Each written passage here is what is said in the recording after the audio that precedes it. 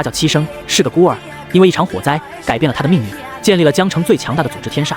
同时，七生也成为了江城的王。7月的江城，骄阳似火，熙熙攘攘的人群中，一个身形消瘦的青年默默注视着这座熟悉又陌生的城市。15年了，我终于回来了，我的7个姐姐，你们都还好吗？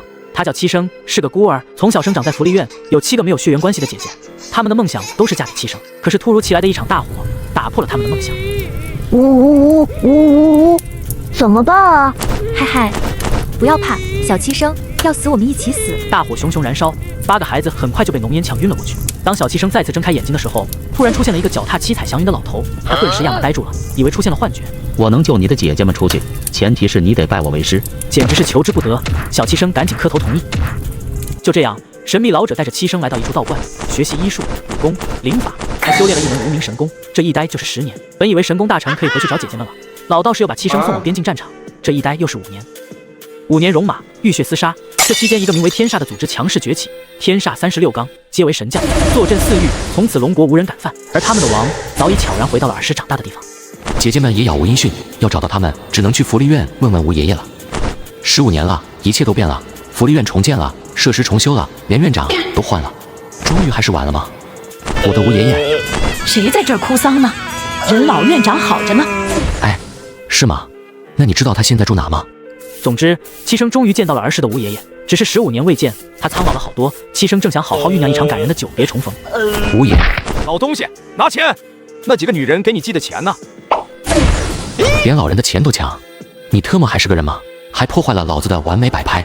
你特么谁啊？这是我们的家事，关你屁事！家事？哎，他的确不是劫匪，他叫王刚，是我领养的孩子。王刚，怪不得有那么一丝熟悉感，原来是小时候经常欺负自己，然后被姐姐们敲得满头是包的王刚。他怎么被吴爷爷领养了？我操！少管闲事儿，赶紧滚！老东西，快给钱！你都快嗝屁了，还留着钱干什么？将来不还得靠我送终？你是想带到棺材里吗？你个老不死的！眼见着王刚这小子越来越放肆，七生上去给了他仨嘴巴子，打得他脑袋转3圈。口无遮拦，欺辱长辈，恩将仇报，畜生不如，该打！王刚目中无人的眼神终于清澈了，随即恼羞成怒。王八蛋，要你多管闲事！知道了这是我的家事，你还不赶紧滚！老东西，你收养了我，就应该给我吃好的、穿好的、玩好的，给不了我最好的，你收养我干什么？轮不到我管，小子，睁大你的狗眼，好好看看我是谁！王刚，你又欺负七生，以后不许再欺负七生了，听到没？在七生的大记忆恢复术下，王刚呆滞了一瞬，努力睁大绿豆眼看着七生。啊，是你，是我，你爷爷七生？不可能！王刚拼命摇头，名字已经到了嘴边，却迟迟没有说出来，这太荒谬了。很惊讶是吗？小时候你就经常欺负我，在我的鞋子上撒尿，故意用水彩笔弄脏我的衣服，还有好几次明明是你犯了错，却诬赖到我的头上，害我被吴爷爷罚站，这些事你都不记得了吗？王刚猛地后退一步，是他，果然是他，那个经常被他欺负的七生回来了。那场大火为什么没有把你烧死？为什么你要突然回来？为什么你要来打搅我的生活？王刚的情绪突然变得异常激动。我那么努力的想要讨好那几个女人，可是她们就是不肯认我这个弟弟，因为他们说只有你才是他们的弟弟。我费尽心思的在院长面前表现，让他收养了我，可是这个老不死的呢，张口闭口就是你的名字。我努力想要活成你的样子，可是他们为什么不肯给我机会？我到底哪里不如你？知不知道我有多希望你死啊？他彻底失去了理智，突然转身抽出一根钢管，嘶吼着砸向七生。然而回应他的只有一脚，如疾风幻影般的一脚。王刚手中的钢管还没敲出去，就被踹飞出去。你想知道你到底哪里不如我是吗？因为我不会恃强凌弱，因为我不会忘恩负义，因为我不会嫉妒生恨，这些够吗？七生的声音很轻，但是却如重锤，狠狠撞击着王刚的灵魂。这些都是最基本的做人准则，他王刚有吗？没有，他就是一个恃强凌弱、忘恩负义，而且嫉妒心爆棚的人渣。许是受到强烈刺激，王刚竟然一口鲜血喷吐而出，满脸都是痛苦表情。七生只是冷漠地看着，眼眸中没有丝毫怜悯。这个人已经被嫉妒心吞噬，到了扭曲的地步，根本不值得任何同情。孩子，你真的是七生？这时，吴文德颤抖的声音忽然在身后响起：“是我，吴爷爷，我回来了。”真的是你！吴文德的心脏猛然一阵抽搐，最后终于忍不住抱着七生嚎啕大哭。我的小七生，你还活着，你还活着！老天终于不用再折磨我了。我以为是我害死了你啊！吴文德哭得很大声，但不是伤心的哭，而更像是一种释怀。那个让他愧疚了15年的孩子还活着。是的，吴爷爷，我还活着，活得好好的。七生轻声安慰着，但也从吴爷爷的只言片语中察觉到了什么。等吴爷爷的情绪稍微稳定后，七生才开口问道：“吴爷爷，您是不是有什么事情瞒着我？15年前的那场大火不是意外，对吗？15年前的事，过去了就让它过去吧，只要你还活着就好。”这越发肯定了七生的猜测。吴爷爷，如果您真的对我有所愧疚，就把一切都告诉我，好吗？吴文德想要避开这个话题，可是看见七生认真的表情，知道瞒不过去了，只好娓娓道来。原来15年前的那场大火真的有蹊跷。当时卓越地产看中了阳光福利院的地皮，曾多次找到吴文德，想要强迫他签了低价收购的合同。老头，我们卓越地产看上你们阳光福利院的地皮了，你开个价吧。但是吴文德骨头硬，不管对方是什么手段，就是不签。不签，我不卖。没办法，卓越地产的负责人只好放出狠话：签，你签，你为什么不签？奶奶的，给我玩硬敌是吧？好，不签合同，后果自负。结果到了第2天，福利院就闹了一场火灾。吴文德怀疑那场大火就是卓越地产的报复，只是一直找不到他们纵火的证据。而在那场大火过后，七生就消失了。吴文德以为是自己害死了七生，所以很快就引咎辞职，并且领养了一个和七生差不多大的孩子，也就是王刚。吴文德把所有对七生的愧疚都弥补到了王刚的身上，却没想到过分的宠溺，反而让王刚变得好逸恶劳，3天2头找他要钱。以前数额小他都不说什么，但是这一次居然开口要20万，吴文德当然不可能给他，于是就发生了开头那一幕。吴文德讲述完后是一阵沉寂，死一般的沉寂。他抬头看了七生一眼，顿时吓了一大跳。只见七生漆黑的眸子里正散发着骇人的冷光。卓越地产，害我背井离乡15年，害我险些葬身火海，害我险些失去7个姐姐，这笔账怎么算啊？七生心中的怒火就像是从地狱里攀爬出来的一只魔爪，疯狂撕扯着他的神经。吴文德吓坏了，急忙用手抚摸着七生的脸颊。孩子，我告诉你这些，只是不想对你有所隐瞒，不是要让你去做傻事啊。他开始不敢告诉七生真相，就是害怕他会去找卓越地产的麻烦，这是讨不到任何好处的。卓越地产背后的势力很恐怖，老人满是褶皱的手掌摩挲在脸上，让七生清醒了过来。对不起吴爷爷，我吓到您了。孩子，答应爷爷，别再追究以前的事了，好吗？七生压下心头的怒火。吴爷爷您放心，我不会做傻事的。好孩子。吴文德这才松了一口气，突然想起什么，你的姐姐们要是知道你还活着，一定会非常高兴的。我的姐姐们都还好吗？好着呢，他们已经有了自己的事业，每个月还会寄钱给我。对了，我这里还有他们的照片。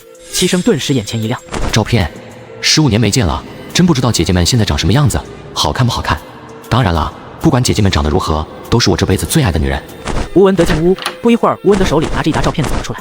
七生迫不及待地打开，只看了一眼，眼珠子就差点惊落了下来。她们真的是我姐姐？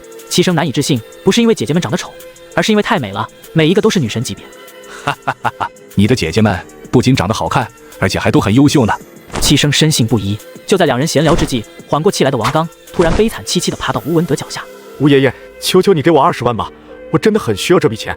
显然他准备打悲情牌了。吴文德本来跟七生聊得正开心，因为王刚的这句话，大好心情瞬间就被破坏了。你这个不孝子，居然还有脸说钱的事。不是的，吴爷爷，是因为我你什么？赶紧说，是不是在外面惹了什么麻烦？看来是瞒不住了。是因为我在赌场欠了一笔债，他们说要是1个星期内还不上钱，就把我的手砍下来。什么？我去，都给吴爷爷气的胡子都分叉了。你居然敢去赌场，我打死你个混账东西！吴文德一听王刚居然是在赌场欠了钱，顿时气得火冒3丈，抓起扫帚就往王刚身上抽去。王刚没有躲，哀求说道：我知道是我鬼迷心窍，但事情都已经发生了，我实在是没有办法才向你要钱的。混账东西，你是要气死我吗？吴文德差点气疯了。而就在这时，忽然一道清冷的声音从远处传来：王刚，我警告过你，不许再惹吴爷爷生气，你为何屡教不改？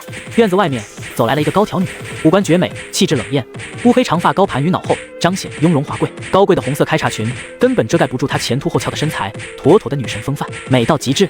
七生看过去的第一眼就被深深吸引住了，眼眶有些湿润。是大姐，是七生15年没见的大姐叶倾城，而且跟七生刚才在照片上看到的对比起来，大姐真人更加美丽，却也更加高冷。在七生看向叶倾城的同时，叶倾城也看见了她。四目相对的瞬间，叶倾城娇躯微微一颤，美眸中流露出一抹诧异之色，但很快又恢复如常，仿佛什么也没有发生。王刚，看在吴爷爷的面子上，我最后再帮你一次，要是还敢乱来，我打断你的狗腿。为了不让吴爷爷闹心，叶倾城写了一张20万的支票扔给王刚。谢谢大姐。不要叫我大姐，我觉得恶心。嘿嘿。王刚死皮赖脸的笑了笑，反正钱已经到手了，叶倾城对他什么态度无关紧要。姐，是我。这时一旁的七生终于憋不住了，轻唤了一声。5年戎马早已铸就了七生的铁血性格，即使面对百万雄师，也不曾露出半分怯意。然而此刻看着近在咫尺的大姐叶倾城，他紧张了。铁汉也有柔情，七生的柔情就是他的7个姐姐。叶倾城娇躯猛地一颤，这声呼唤把他的思绪带回了15年前，带回了那个朝思暮想的弟弟身上。他僵硬地扭动脖子，望向那张有几分熟悉感的面庞。你是？叶倾城不敢相信，刚进来的时候他就看见了七生，当时便觉得这个青年与他死在大火中的弟弟很像，但是他没敢相认，因为害怕失望。哪怕此刻七生喊了他一声姐，语气和神态都是那么的相似，他也依然不敢相信。倾城，他就是你的弟弟七生啊！七生回来了。七生，叶倾城刹那间失神，他的弟弟七生真的回来了吗？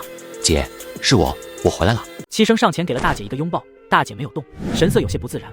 七生，真的是你回来了，姐姐真的好开心。大姐身体微微后撤，从七生的怀抱中挣脱了出去。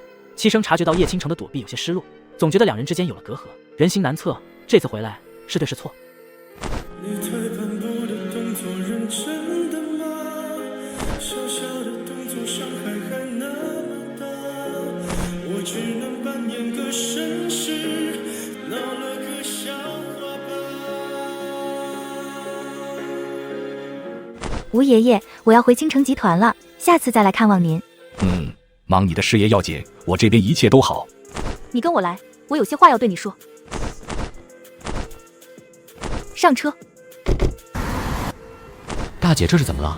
就算15年没见，生疏了也不至于对自己这么冷漠吧？说吧，你接近吴爷爷究竟有什么目的？姐，你在说什么呀？还装？我没那么多时间跟你浪费，要多少钱直接说。好嘛，我算是看出来了，大姐这是把我当成冒牌货了，怪不得对我这么冷漠。不行，我得逗逗大姐。既然你知道我是冒牌货，为什么刚才在吴爷爷那里你不揭穿我？果然承认了，我压根就没认为自己的弟弟还活着。刚才之所以没揭穿，是因为不想扫吴爷爷的兴。先送我一程吧，我跟你顺路。你算了。车内沉默半秒，车子疾驰，行驶一段路了以后，大姐皱眉，这不是去倾城集团的方向。司机没有反应，继续前行。突然急刹车，车子在一块空地停下来，司机转头。叶总裁，大家都是为了混口饭吃，希望你能理解我。和顺，你什么意思？我叶倾城待你不薄。没什么意思，就是想让叶总裁配合我拍几张照片，只要你配合得好，我肯定不会伤害你。咔嗒一声，车子上锁，和顺车座底下拿出了一个相机以及一把锋利的刀子。叶总裁，你是个聪明人，应该知道怎么做。我想知道，究竟是你跟丽人集团有勾结，还是刘志峰跟他们有勾结？丽人集团和倾城集团两方一直存在明争暗斗，近期倾城集团准备上市，而刘志峰则是倾城集团的人事部经理，这个新司机就是他招进来的。叶总裁，我这个人呢，向来怜香惜玉，尤其是对你这种高高在上的女神，更是不忍心亵渎，所以你还是自己动手吧。敢在我的面前欺负我姐姐，老子征战沙场5年，识人无数。刚一见到这个司机的时候，我就从他闪烁的眼神中看出了问题，所以才会要求大姐在一程。果然不简单。小子，别这么不知好歹。和顺试图挣扎，发现无法挣脱，追人的手指竟像是铁钳般牢不可破。人的指力怎么会达到这种恐怖程度？七生只用了一下力，就把和顺的腕骨捏碎了。和顺扔下相机，疯狂开车门锁，逃了出去。还想跑？这到底是什么手段啊？太恐怖了，太恐怖了！我的姐姐连我都舍不得欺负，你算个什么东西？和顺躺在地上晕死过去。七生最大的逆鳞是姐姐们，如果这是战场，和顺早已成了死尸一条。好厉害的手段，好厉害的人物，这人到底是什么来头？你究竟是谁？姐，冒犯了。什么？你在干什么？刚才这人仗义相助，我就已经对他有所改观，没想到他是这样的人。等等，那个是……七生大腿外侧有一个紫色闪电一样的胎记，这是七生的胎记，我绝对不会看错。只有我们当年福利院的几个关系最要好的孩子知道。小七生，真的是你，真的是你，姐姐以为再也见不到你了。叶倾城抱住七生，泪水止不住哗哗直流，七生的眼眶也渐渐湿润。15年的时间根本没有让二人的关系变得疏远，反而更加紧密。只是此时总感觉哪里不对。姐，先让我把裤子穿上。害什么羞啊？小时候咱们在福利院，好几次尿布都是姐姐们帮你换的。不过你也是大孩子了，的确不合适，快穿上。姐，还有外人在呢，给我留点面子。没事，和顺还晕着，他什么都没听见。咱俩走吧，让他在荒郊野岭好好反思一下人生。七生，你能告诉姐姐，你是怎么从15年前的那场大火中活下来的？还有这15年，你到底经历了什么？姐姐，我这人福大命大，火场之中翩然出现一位得道高人，看我筋骨奇特，简直是天生为修炼而生的好苗子。15年来都跟在师傅身边修炼。臭小子，你在这跟姐姐讲仙侠故事呢？怎么，山上也有网络小说让你好好研读？七生不打算讲5年征战的经历，这只会让大姐平添忧虑。刚刚的话半真半假，幸好叶倾城没有继续追究，不然可真不知道怎么继续圆下去了。你的其他姐姐们要是知道你还活着，而且还长成了一个帅小伙，不知道会是什么样的心情。嘿嘿，先保密，我准备一个个给他们惊喜。嘿，出去15年，你可真是学坏了。行，我先替你保密。倾城集团已经到了，下车吧，小弟。倾城集团内，等等，咱们叶总那可是出了名的不苟言笑，什么时候跟其他人这么亲密过？会不会是合作伙伴？但是真的好久都没看见过叶总这么开心了。上班还有时间说闲话，让人事部经理刘志峰滚蛋，理由他自己清楚。明白了，叶总，我们这就处理。叶倾城带着七生进入办公室。小七生，人事部现在可是有个现成的空缺，有没有兴趣当个经理玩玩？还是别了吧，我对管理公司一窍不通。七生虽然管理着天煞，但这只需要有强大的武力就行。可是管理公司却需要各种规章制度。没关系的，只是让你挂个职而已，有什么不懂的，安琪会教你。顾安琪是叶倾城的秘书，两人关系很好，在公司是上下级，到了私下里就是闺蜜。行，谢谢姐姐。安琪，你来的正好，这位是我的弟弟七生，我准备把空出来的经理职位给他，你觉得如何？此时公司里已经流言四起，同事们议论纷纷，都说总裁带了一个小白脸回来。顾安琪看着眼前的男人，有些相信传言了。叶总，有些话我不知当讲不当讲，都是自己人，有什么话直接说吧。我觉得公司上市在即，一举一动应该谨慎，尤其是这位陆先生更应该注意。哦，说说理由。风评，公司上市在即，要是这时候传出总裁为了扶小白脸上位，踢掉老员工的新闻，绝对会让公司风评被害。我自有打算，决定了，从即刻起，七生就是我们公司的人事部经理。安琪，你带他去熟悉下环境。顾安琪默默带着七生离开办公室，进入电梯。他对于突然冒出来的七生感到疑惑。我不知道你用了什么手段蒙骗叶总，但是你最好离他远点。倾城集团发展到今天不容易，要是因为你个人影响了公司上市，到时候所有人的心血都会白费。你到底有没有听我说话？你怎么像根木头一样？顾安琪，我理解你的心情，但是我七生怎么做事，还轮不到你来指手画脚。你说什么？说罢，七生就没再搭理顾安琪。安琪，我听说倾城带了一个小白脸回来，是不是真的？徐凯是叶倾城的狂热追求者，在倾城集团眼线极多，此行目的或有几分兴师问罪的架势。徐少爷从哪里听来的谣言？你又不是不知道我们叶总的性格，怎么可能看得上其他男人？我就知道倾城不会做出这么荒唐的事情。我就是倾城姐带回来的那个小白脸。七生，你胡说八道什么？叶总跟你半毛钱关系也没有。癞蛤蟆想吃天鹅肉，你也不照照镜子。有些事是瞒不住的。我跟倾城姐一块进来的时候，很多人都看见了。完了，这个该死的七生是想弄垮倾城集团啊！对家集团到底给你多少钱，值得你为工作献身，为毛不从我这个最重要的秘书下手攻破倾城集团？死屌丝，尼玛的简直就是只细狗，还好意思勾引倾城？我再给你一次机会，重述你跟倾城的关系。倾城姐是我这辈子都要守护的人。你还敢乱说？信不信我叫公司的法务部给你律师函，告你诽谤？别以为你是倾城姐的朋友，我就不敢反抗了。小子，你恐怕还不知道我的身份吧？确实不知。那我现在告诉你，我姓徐，背后是江城徐家。那又如何？如何？我告诉你会如何。我们徐家是倾城集团最大的渠道商，你觉得我把渠道一关，倾城集团会如何？莫说江城，就算是京城豪门都不敢在我面前这般放肆。你区徐家，拿着鸡毛当令牌，自己几斤几两都把不住了。渠道商而已，只要七生一句话，就会有无数比徐家强大100倍1000倍的势力跪着上门请求合作。徐总您别生气，大人不计小人过。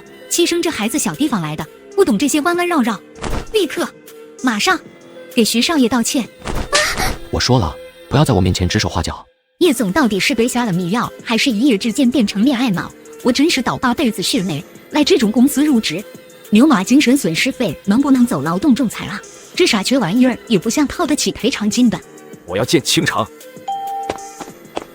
叶倾城刚刚在楼上办公室的时候，就已经通过内线电话知晓了情况，匆匆赶来。倾城，你来的正好，告诉我，这小子到底是你什么人？七生是我什么人？貌似跟你徐大少爷没有任何关系吧？什么时候徐大少爷喜欢打探别人私事了？徐凯表情错愕，随即愤怒。叶倾城，你别忘了，倾城集团能有今天是我徐家的功劳，你是想逼我断绝合作吗？您随意。我们京城公司向来做事坦坦荡荡，绝不做违背他人意愿的强买强卖。叶倾城深知跟徐家断绝合作会让倾城集团元气大伤，但徐凯的态度让他恼火，简直是欺人太甚。叫一声徐少爷，还真把自己当少爷了。尼玛的，跑来职场选妃，清朝早灭亡了，大脑国小长的封建太子爷。徐凯愤然离开，叶倾城直接拉着七生走出了倾城大厦，碰见了王刚。王刚见到叶倾城，第一秒跪下：“大姐，求你再给我20万吧，这真的是最后一次了，我发誓。”王刚刚拿着叶倾城之前给的20万，打算从头再赌，结果又输了个精光。滚！看见你我就恶心。沾上赌博，你简直就是报复社会、报复世界、报复所有人。叶倾城拉着七生上了保时捷。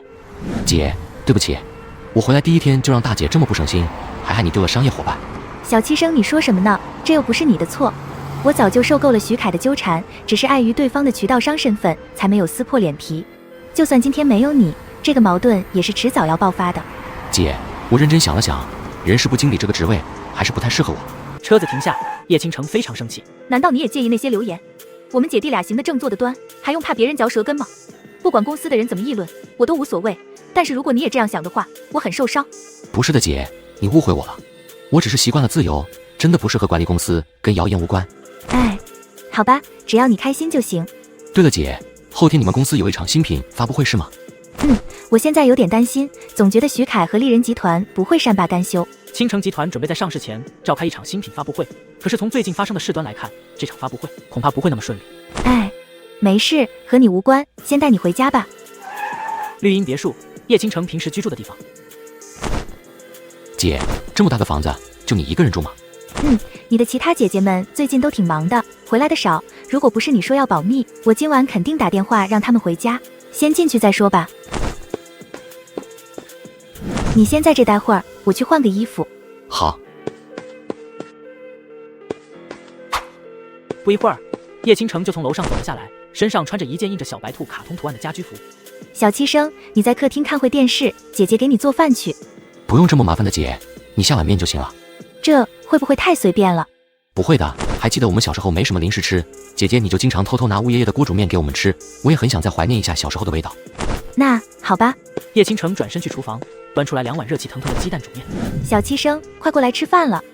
七生狼吞虎咽地吃了起来。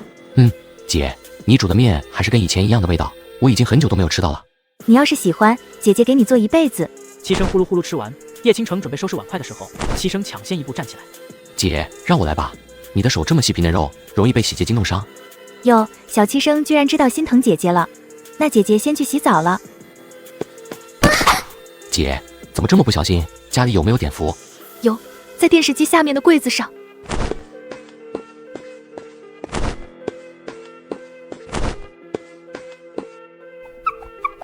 姐，你别动，我帮你涂上碘伏消毒。我自己来吧。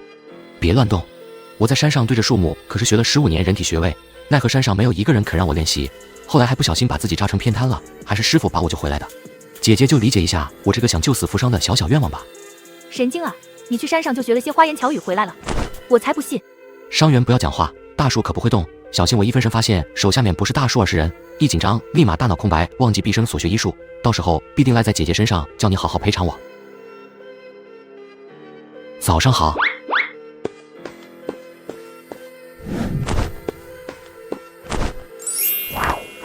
小弟要乖乖吃早餐，不然得胆结石。别看大姐在外面很高冷，到了家里对待家人都是事事上心，无微不至，所以自己更不能让她受到半点委屈。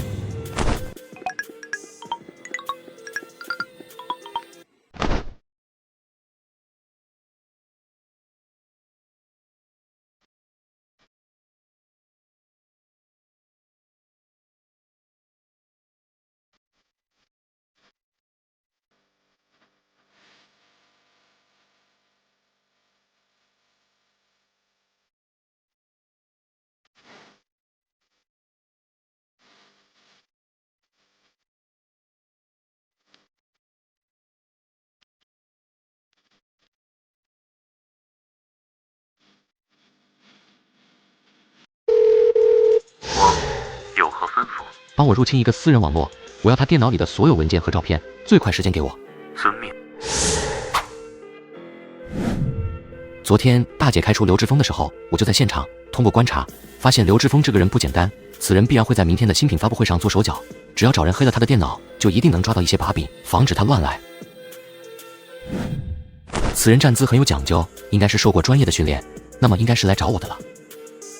南疆王雷傲，拜见云天神君。我已经在此等候了将近1个多小时，只有90度的弓才能表达我的尊敬。你的消息倒是挺灵通。我有一个兄长是天机将军的部下，特意嘱咐我要照顾好神君殿下。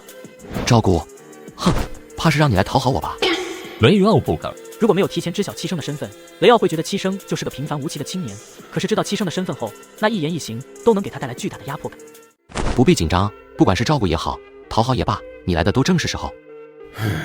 愿听神君殿下差遣。好，有几件事我需要你帮我去做。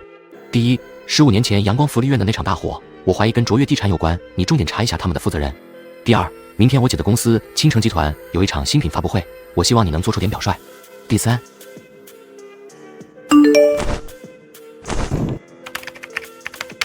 有意思，这个压缩包里的内容足够劲爆，这刘志峰挺会玩啊。明天他安安稳稳不闹事还好，要是不知好歹，凭这些文件足够让他身败名裂。一定要好好检查他们的工作证，不要让闲杂人等进来。叶总，我们安保部办事你尽管放心。怎么了姐？不知道，从早上开始我的右眼皮就一直跳，总感觉有不好的事情要发生。没事的，有我在呢，就算天塌下来我也会帮你顶着。你就会安慰我。虽然知道真有事情发生，七生也帮不上什么忙，但有他这句话，不知为何心里安稳了许多。叶总，该您上场了。天啊，以前多少听说过叶倾城的名字，知道江城有位美女总裁，我总觉得言过其实。是啊，叶总简直是纯天然不加修饰的美，连妆容都是淡淡的，整个人气场如此强大和亲和，人如其名，一顾倾城。我们的产品完全是由我们公司独立研发，根据多方面的市场调研。发布会前半程进行得非常顺利，我可能真的是杞人忧天了。下一步应该记者提问了。有消息称，叶总裁为了让小白脸上位，不惜踢掉公司老员工，请问消息是否属实？这个记者怎么回事？谁让你问出这么无知的问题？旁边的集团保安准备将这名女记者赶出会场，可安保部长郭辉却阻止了他。请叶总裁回答我的问题。我呸！你这个记者比起青城集团的新产品，更热衷于挖掘美女总裁的私生活。这个问题与今天的发布会内容无关，我拒绝回答。怎么会无关呢？会议室的大门突然被人推开，刘志峰推着何顺，何顺坐在轮椅上，双腿打满了石膏，一条手臂也用绷带缠着，吊在胸前。请问这位先生，你是和青城集团有什么恩怨吗？当然，我就是叶倾城裁掉的那位老员工。刘志峰，你已经不是本集团的职工了，请你出去。呵呵，叶总裁，你这么着急赶我走，是怕我揭穿你的龌龊是吗？我叶倾城做事光明磊落，不怕你泼脏水，只是你说的内容跟今天的发布会无关，所以请你离开。呵呵，等我说完你就知道有没有关系了。刘先生，你能详细说说事情的具体经过吗？所有的目光都对准了刘志峰。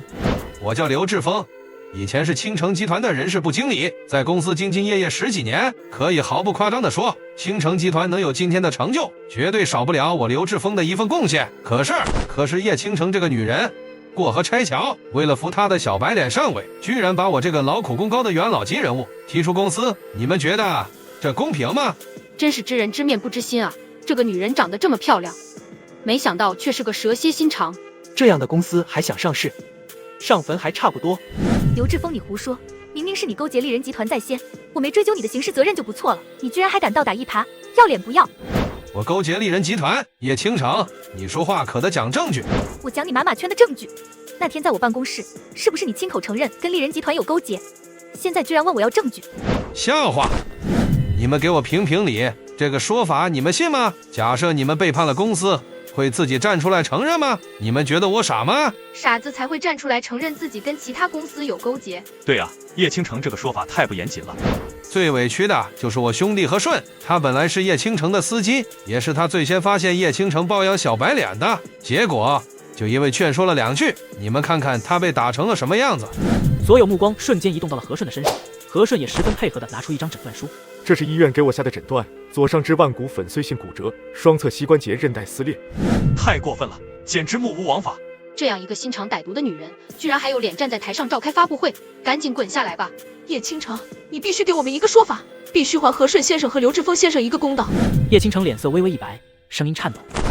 刘志峰，你口口声声说我扶小白脸上位，口口声声说我派人殴打了和顺，证据呢？请你把证据拿出来。我可以证明。突然，有一个人从门口走了过来。我是倾城集团现任人事部经理，我可以证明刘志峰说的是实话。蒋涛，你在说什么？我说什么？叶总裁会不明白吗？全公司的人都知道，这个经理位子，你本来是想留给那个小白脸的，后来是迫于压力，才把职位让给了我。我蒋涛不识这嗟来之食。突然，门口又走进来了2个人，这次进来的正是徐家大少徐凯以及王刚。蒋先生说得好，像叶倾城这样的女人，根本不值得你为她效力。离开倾城集团，我徐家随时欢迎你加入。徐家是倾城集团最大的渠道商，徐大少更是叶倾城的狂热追求者，怎么他也来了？一定是叶倾城包养小白脸的行为激怒了他。我宣布，从今往后断绝一切跟倾城集团的合作。王刚，你不是也有话说吗？现在可以说了。叶倾城，徐少答应了会帮我还赌债，所以别怪我，是你不忍在先的。我叫王刚，跟叶倾城一样，在阳光福利院长大。他从小就喜欢霸凌其他孩子。最近老院长病重，需要一大笔钱治病。我无数次找到叶倾城，跪着求他借钱，可是叶倾城呢，不借也就算了，还骂我是无赖，让我滚。听到王刚说的这些话，会场都沉默了下来。叶倾城，你这种忘恩负义的女人根本不配活着，赶紧去死吧！作为女人，我都替你感到羞耻，你这个忘恩负义的小人！叶倾城，我祝你早点下地狱。不是的，不是这样的，他说的这些我都没做过。叶倾城浑身颤抖，落下眼泪。叶倾城，你隐藏的可真够深啊！我顾安琪跟你做了这么久的姐妹，居然都没有看穿你的为人。顾安琪拿出工作牌，用力砸在地上。跟你这样的人共事，我觉得丢人。安琪，连你也……叶倾城身体摇摇晃晃，两眼一黑晕了过去。在他即将倒地的时候，七生突然从后台冲出，接住了叶倾城。你们今天一个也别想逃脱责任。刚刚刘志峰出来泼脏水的时候，七生就已经很生气了，但他再忍，想看看对方究竟会用多少手段来欺负自己的大姐。就是他，叶倾城包养的小白脸。你们都看到了，小白脸还这么嚣张。记者们拿出手机疯狂拍照。我看你是不见棺材不落泪。李总，我已经把我兄弟和顺安排到了叶倾城身边当司机，相信用不了多久就能拍下那个贱人的照片。干得不错，最好是在倾城集团上市前把照片公布出去，我要让倾城集团变成一个笑话。那你答应我们兄弟俩的钱？放心，事成之后1分少不了你们的。原来真正的人渣是你们2个。不得好死！为了打压对手，居然用这么肮脏的手段。曝光，让所有人都抵制丽人集团的产品。刘志峰目瞪口呆，这些东西怎么会出现在他手上？谴责别人之前，先问问你们自己够格吗？你们所有人都欠大姐一个道歉，跪下！众人面面相觑，没有动作。好大的口气！刚才那些也只能证明刘志峰更加卑鄙，掩盖不了叶倾城的问题。徐少说的对，2个都不是什么好东西吧？人身攻击，再多说一句，杀了你！你要干什么？你刚刚说大姐小时候霸凌你，是个忘恩负义的人。我说，你除了恐吓人还会什么？傻逼，不搭理你还真把自己当回事了。疯子，这可是徐家大少啊！得罪了徐家，那就全完了。你完了，敢打徐少，你们都完了，叶倾城也完了。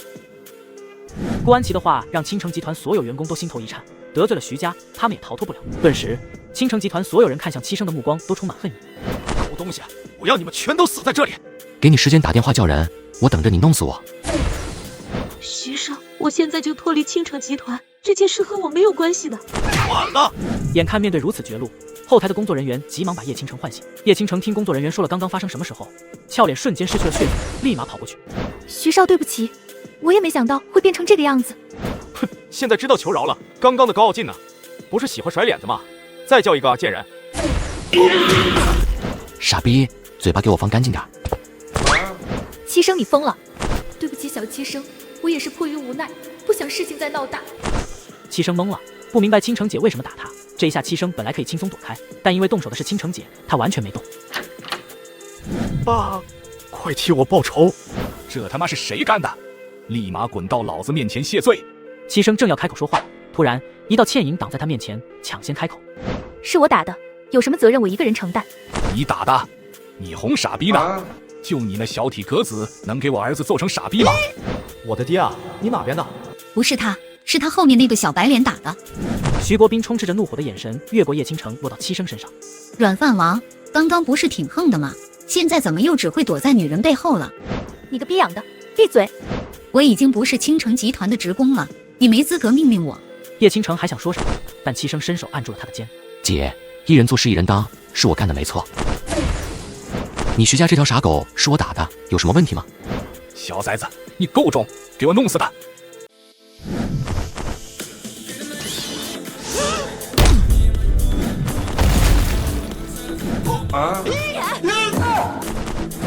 还要继续吗？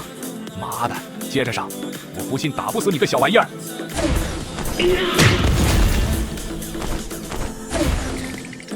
你想干什么？徐国斌，也许在你看来我七生徒手可捏，但你又怎么知道，在我眼里，你徐家和蝼蚁没什么区别。我承认你很能打，但你再能打，终究也只是一个人，难道还能跟我整个徐家作对吗？周围惊呆的人这才回过神来，他们被七生的身手吓傻了，随意的一击就有如此恐怖的威力，这对普通人来说简直就是望尘莫及。但徐国斌的话说得对，一个人再能打，也只是一个人。孙天磊，你来干什么？徐国斌恍然大悟。好啊，我说这小子咋他妈这么狂妄？原来是你孙家在背后给他撑腰。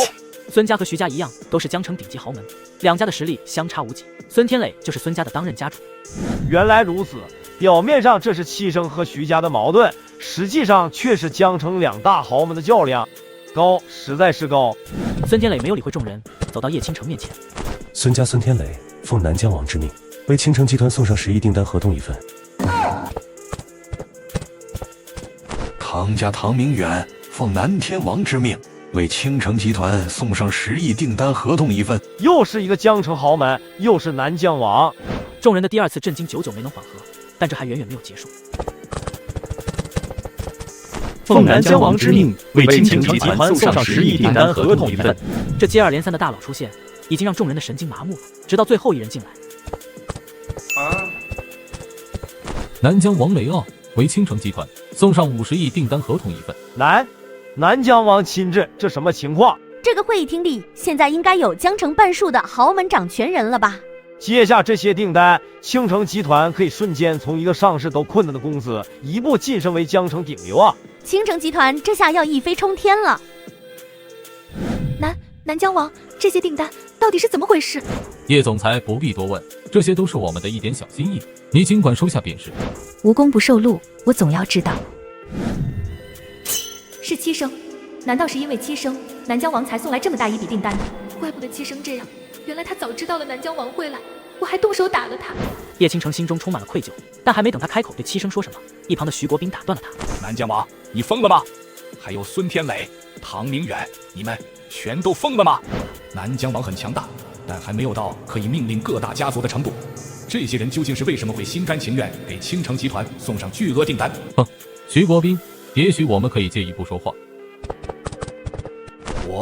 我打死你个畜生！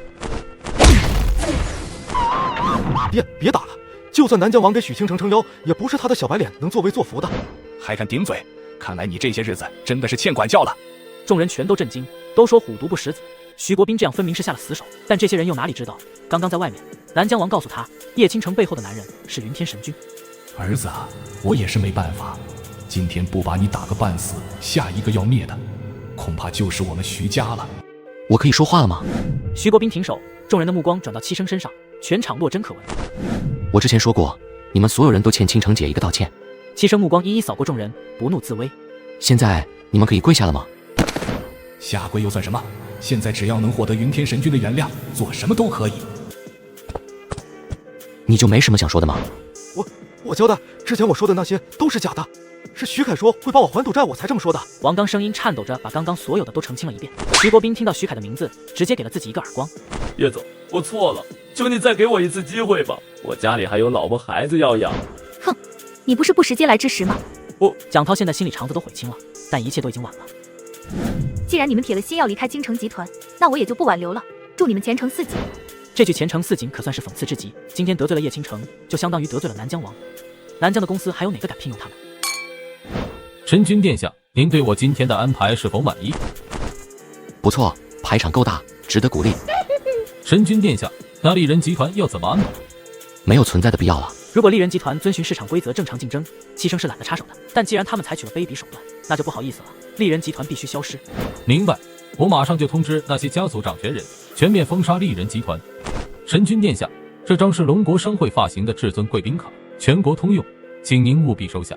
有心了。七生虽然现在不缺钱，但毕竟也算是雷奥的一番心意，还是收下了。转而开口去问昨天让他调查的事情。对了，15年前阳光福利院的那场大火，你调查的有眉目了吗？回禀神君殿下，已经有眉目了。不愧是第一个发现我身份的人，办事效率就是高。我特意去查了一下，找到了当年负责相关工程的一个包工头。据他交代，那场大火就是他们所为。卓越地产找死，他的幕后老板是谁？江北陈家的陈平，主要经营的就是房地产生意。不过什么？我的势力主要都分布在南疆这边，江北我插不上手。江城的地理位置比较特殊，一条漳江把江城分割成了南北2个区域，南边是南疆王雷奥的地盘，北边就是陈家的势力最大。无妨，我自有解决的办法。那陈家陈平现在何处？根据我所得到的消息，他现在应该是在南云省。南云省？那是哪里？下月中旬，也就是8月15，是陈家老爷子的60大寿，陈平专程跑去南云省筹备礼物。哼，他倒是挺有孝心。当年那场大火的账，我肯定是要和他们好好算清楚。不过既然陈平去了南云省，那就姑且再让他多逍遥1个月。8月15，我将亲自送上厚礼一份，不知道陈家够不够胆接这份大礼呢？8月15，江北恐怕是要爆发地震了。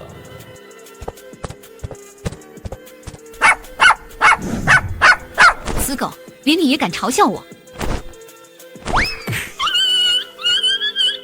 看到这一幕的顾安琪心里更不是滋味。我现在和这只狗有什么区别呢？我不敢信，叶倾城，你不就是勾搭上了南疆王吗？你这个故作清高的贱女人，我唾弃你！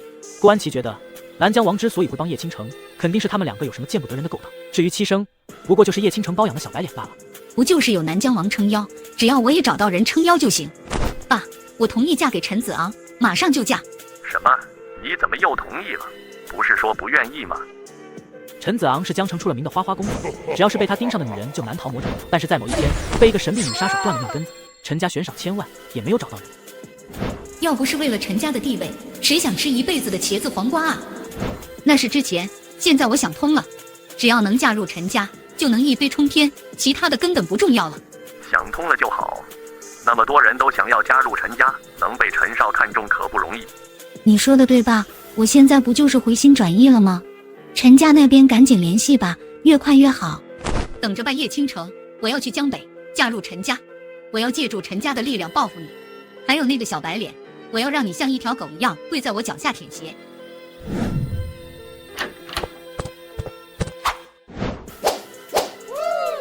小七生，姐姐对不起你。这是为之前扇我那巴掌道歉的。不行，我得逗逗大姐。如果道歉有用的话，还要警察干什么？那你要人家怎么样吗？瓶子已经瘪了，你说对不起他就能复原吗？瓶子瘪了，用嘴吹一下就可以了呀。好你个小坏蛋，连姐姐都敢调戏。你在说什么呀，大姐？我的意思是我的心受伤了，你想到哪里去了？都怪四妹那个巫妖王，没事老喜欢讲什么棍段子，把我都给带沟里去了。不准用这种奇怪的眼神看我。嘿嘿，姐，你该不会是那种外表高冷、内心闷骚的？啊！你闭嘴！姐，你违规撞人！你还敢说？小崽子，是姐最近没有教训你了是吧？哎呀，大姐，我错了还不行？哼！说认真的，今天南疆王和几大家族送来的亿万订单，是不是因为你的缘故？你猜？猜什么猜？你是小孩吗？还猜？是的，因为我是云天神君，南疆王也怕我，所以才会送来订单。你之前不是还说自己在山上修了15年的仙吗？怎么现在又变成云天神君了？又骗我是吧？其实我是一名神医，治好了南疆王他母亲的病，所以他来给我还人情。哈哈，这理由还算靠点谱。哎，这年头当个老实人还真难。是你那个巫妖王四姐。四姐王冰宁是个美女记者，据说现在正在国外调查一桩过往绑架案，一时半会回不了国。四姐跟你说了什么？没什么，就是问了点新品发布会的事情。我差点就把你还活着的消息告诉他了。嘿嘿，不知道等四姐回国后看见我会是什么反应？我觉得他应该会扒下你的裤子检查胎记。姐，你弟弟我天真无邪，怎么能带我来这种地方？哎呀，想什么呢？这是你三姐开的酒吧。那我们来这里干什么？你不是说要给你三姐一个惊喜吗？等会儿我们这样。姐，平时看你一副高冷的样子，没想到比我还坏。少废话，赶紧给老娘滚下车去！极品，这身材真是极品啊，妥妥的女神。确实就是太高冷了，才20分钟不到就拒绝了7个搭讪者。这你们就不懂了吧？这种身材颜值的女神都是来傍大款的，怎么可能看得上那些屌丝？你很懂啊，我怎么记得你才是第一个搭讪被拒的人？嗨嗨，我又没说我不是屌丝。快看，第8个搭讪者出现了。等等，那不是唐嫂吗？不如我们来赌一把，看唐嫂要用多长时间把那个极品美女攻略下来。你们在赌什么？加我一个呗。就你这种穷逼就不要来凑热闹了，留着钱坐公交车吧。我赌那个男人搭讪失败100块，你还真他妈是个有钱人啊！换一个赌，你们觉得我去跟那个美女搭讪，成功的几率有多少？哈哈哈，兄弟，你确定你出门的时候脑子没有被门夹吗？就你这一身地摊货，屌丝都算不上，还搭讪呢？如果我搭讪成功了呢？你要是搭讪成功了，老子就开直播日5当电风扇。好，记住你说的话。美女，我第一眼见你就觉得这个地方不适合你。为什么？因为这里太俗了，和你高贵的气质不搭。呵呵，你平时都是这样搭讪女孩子的吗？不尽然，我只是在寻找一个人，一个可以配得上这颗星辰之梦的女主人。现在看来，我找到了。这是全球仅售100颗的水晶吊坠，唐磊有幸购得一枚，不过他只是用这枚吊坠当诱饵，事后随便花点钱就把那些女人打发了，不可能真的把星辰之梦给他们。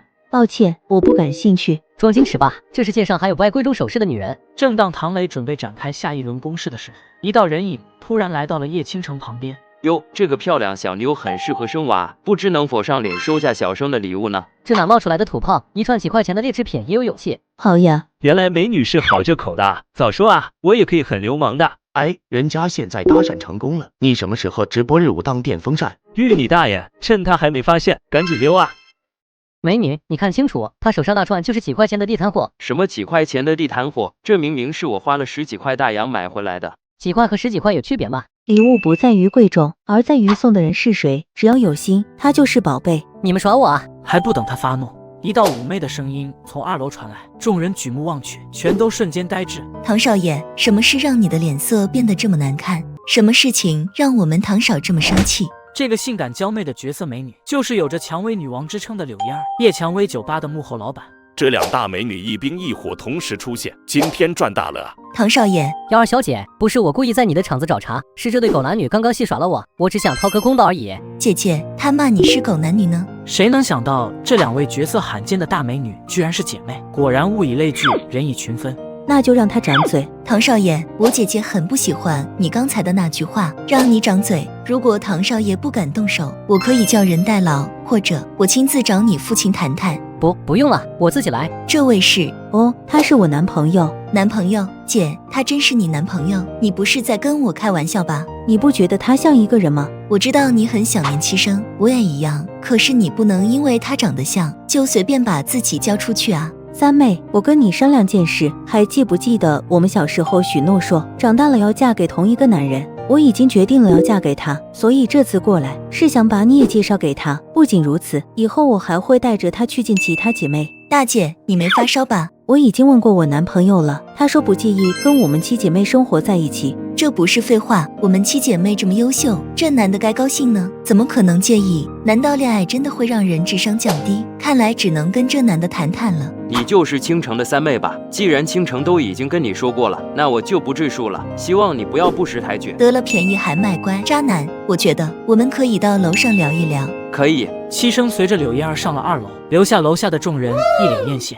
坐，这个渣男太不知好歹了，要不是看在大姐的面子上，我一定把他剁了。之前柳燕儿看不惯陈子昂仗着背景无法无天，找了个机会把他变成了太监。要是这家伙再这么不知好歹，我不介意让江城再多出一个台阶。长话短说，离开我姐，你配不上她。我跟倾城是真心相爱的，你怎么能棒打鸳鸯？如果你是真心喜欢我姐，就不会同时惦记着其他女人。这怎么能叫惦记呢？我这是爱屋及乌，你是倾城的妹妹，我喜欢倾城，自然也喜欢你了。好家伙，要不是早有察觉，这一刀要削掉我的命根子啊！燕儿姐果然是个狠人。虽然七生可以通过72暗部查到每个姐姐的身份，但他尊重自己的姐姐，没有这么做，所以自然不知道面前这位燕儿姐，除了是这个酒吧的老板，还是道上令人闻风丧胆的冷面杀手叶蔷薇。居然失手了，这家伙的实力居然在我之上，你不是普通人。女孩子家家的，不要玩刀，危险。少废话，我要你死，无耻之徒！燕儿姐，是我七生，我还活着。你说什么？三妹，他就是我们的弟弟七生，不是我找的替代品男朋友。刚刚是跟你开玩笑，闹着玩儿呢。真的是我啊，燕儿姐。这不会是你们又耍我的吧？真的，你左胸下面是不是有一颗黑痣？真的是你小七生，你回来了。好用力，这就是幸福的感觉吗？居然回来都不提前打个招呼，还故意逗我。这都是大姐的主意，和我没关系。三个人就这么又聊了很久，不知不觉过去了2个小时。糟了，我差点把韩老的事情给忘了。什么事情？韩老邀请我去参观他的书画藏品，本来时间定的是8点，现在赶过去肯定来不及了。对，所以我准备跟韩老说一声，今晚就不过去了，留在这里好好陪小七生和大姐你们。韩老是江城知名的书画收藏家，经常会邀请书画爱好者参观他的藏品。没事，燕儿姐，我陪你一块过去吧。你也对书画感兴趣？我偶尔也会画上2笔，算得上自娱自乐吧。小时候在山上闹惯里，没有别的娱乐方式，最放松的事情就是画画了，也算半个书画爱好者吧。那也可以，我们去开车，等下给韩老打个电话说晚点过来。叶倾城对书画并不感兴趣，所以就先回去了。七生开车载着柳燕儿去韩老家里。韩老说刚好他拍到一幅云路大师的真迹，今晚就要展出呢。那位云路大师很厉害吗？那当然了，云路大师是写意派书画大家，只需要寥寥几笔就能够表达出非常奇妙的意境。真有说的这么厉害吗？是啊，这位云路大师极其神秘，迄今为止都还没有人见过他的真容呢。柳燕儿是云路大师小迷妹，一说起来就滔滔不绝。我倒看看那位云路大师有多厉害，值得你这么喜欢。怎么了，小七生？你吃醋了？好了，小七生，你别吃醋了。我喜欢的只是他的作品，又不是他本人。说不定他真人是个70、80岁的老头呢。这还差不多。柳姑娘，老爷特意嘱咐我在这里等你，请跟我来吧。哈哈，柳姑娘，快请进。韩老，这是我弟弟七生。原来是刘小姐的弟弟，欢迎欢迎。柳姑娘，我知道你喜欢云路大师，所以特地等你来了，才开始展示云路大师的作品。谢谢韩老。我还以为是谁这么大的架子，原来是叶蔷薇酒吧的刘小姐啊。柳燕儿让他们等了这么久，自然是不喜，要趁着这个机会奚落几句。朱荣，你怎么说话的？大家都是书画爱好者，应该抛开职业因素，和睦相处。抱歉啊，韩老，不是我不给你面子，实在是因为我不习惯跟尖嘴动物共处一室。居然敢污蔑燕儿姐的清白！你是哪儿来的臭小子？居然他妈的敢打我！闭嘴，给柳姑娘和韩老道歉。说话的是朱荣的父亲朱宏远，他们俩今天一起受邀来参观韩老的藏品。爸，你怎么能向着外人道歉？否则就从这里滚出去。柳姑娘，对不起，韩老，对不起，我不该挑事。都消气，今天我们是为了云路大师而来的，不谈私人恩怨。对，和气生财嘛。韩老，快把云路大师的画作拿出来给我们长长眼吧，我们已经期待很久了。见大家这么迫不及待，韩老也不卖关子了，转身从众多藏品中抽出了一幅画卷展开。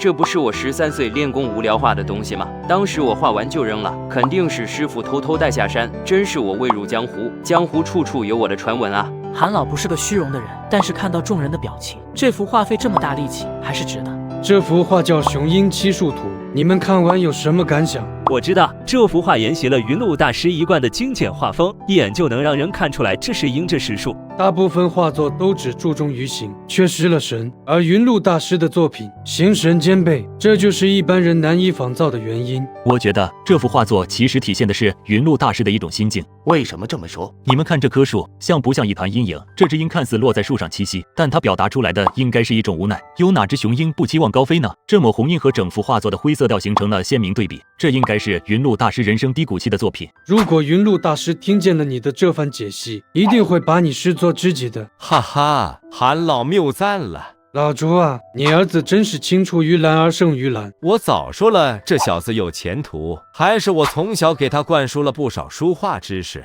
我就随手一画，被你解析出来这么多，还真是个人才。不知道柳姑娘对这幅画是什么看法呢？一个风尘女子，懂个屁的书画，这下还不出丑？没事的，柳姑娘，1000个读者就有1000个哈姆雷特，说出你的感受也无妨，大家交流交流。这幅画确实是云路大师一贯的画风。别废话，直接讲重点，这些之前的人都说过了。小猪，你别着急，让柳姑娘先说完嘛。这幅雄鹰漆树图整体而言是优秀的，但是我觉得那抹红印是败笔。还是燕儿姐懂我啊，这是红印根本就不是画的，是不小心滴上去的果汁。胡说八道！云路大师的作品根本不可能出现任何多余的笔墨。我早说了，这种女人怎么可能懂画？韩老虽然让大家各抒己见，但其实只想听不同角度的褒奖，而不是批评。柳嫣儿也察觉到韩老的变化，心中充满失望。再等等看，这群人这么欺负燕儿姐，干脆直接把云路大师的身份亮出来好了。正当七生思考怎么亮出自己身份的时候，朱宏远又开口打破了这个尴尬的氛围。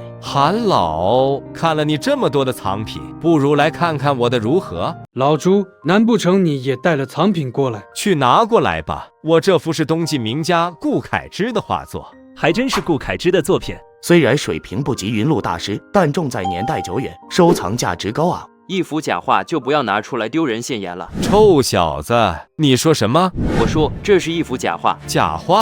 你开什么玩笑？如果这是假画，你觉得我们会看不出来，还是你以为你的鉴赏水平比我们在场所有人都高？你是哪里来的蚂蚁，这么喜欢找存在感？我们都没看出来这是假的，意思是说你比在场的我们水平都高吗？如果你们姐弟俩是来故意找茬的，那么请立刻出去，我这里不欢迎你们。假画就是假画，再怎么急眼它也是假的，你们看不出来，只能说明你们垃圾。什么？敢骂我们垃圾？你小子算是哪根葱啊？混账东西，毛都没长几根，口气倒是挺狂。现在的年轻人真是欠教育。够了，你们两个立刻给我滚出去！一群乌泱之鱼留在这里我还嫌臭呢。燕儿姐，我们走。站住！叫你爹有事。你小子敢污蔑我的藏品是假画，要是不给个说法，我就撕烂你的嘴。想要说法是吧？简单。你干什么？2层宣纸，下面这层是仿造的赝品，上面这层用来做旧，这么明显的夹层你们都看不出来，还说不是垃圾？还以为小七生是故意恶心这群人，没想到真是假的。我的300万啊！爸，你怎么了？胡医生，快看看我爸怎么了？胡伟平也是一名书画爱好者，本职工作是医生，现就任于江城市中医院，是针灸科的主任医师。你父亲是由于情绪太过激动，导致肝阳化风，上扰清窍，从而引发了中风，情况十分危急。那应该怎么办？这附近也没有医院啊。我老师曾经教过我一套针法，兴许能够派得上用场，但是把握不大。胡医生，请您务必试一试，我爸的性命就交给你了。我尽量吧。七生一眼就看出来这是9转回阳针法，但是他取的穴位中明显出现了几处错误。9转回阳针不是这么用的。你给我闭嘴！要不是因为你，我爸也不会晕倒。你少在这里猫哭耗子假慈悲。要是我爸出了什么意外，我一定让你吃不了兜着走。一场本来很完美的书画交流会就这么毁了，看来以后还是要把他们2个永远拉入黑名单。嗨嗨，刚才我似乎听见有人在大言不惭，质疑我的医术。七生，3日之内，朱宏远必定会再次晕厥，而且7孔出血，不出5日必死。王八蛋，你敢诅咒我爸，我跟你拼了！你想死的话，尽管动手试试。废物，一群瞎了眼的迂腐之辈。云路大师有你们这样的崇拜者，是种耻辱。燕儿姐，你干嘛这样看着我？难道我脸上有字？小七生，你刚才真是太霸气了，姐姐好喜欢，你可别想歪哦，姐姐只是太开心了。怎么回来的这么晚？小七生，你脸上……嘿嘿，姐，我先去洗澡了。公平一点，自己把优脸递过来，别逼我亲自动手。帮我安排一场拍卖会，拍卖云路大师的新作。好的，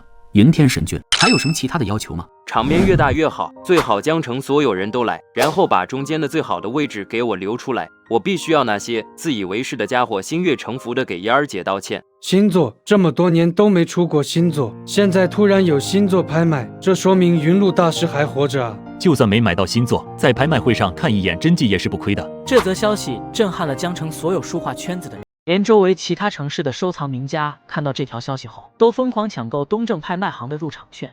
等到柳嫣儿忙完应酬，看到这条消息之后，入场券已经卖光了。哎，这就是没有缘分吧？嫣儿姐，你看这是什么？东正拍卖行的入场券！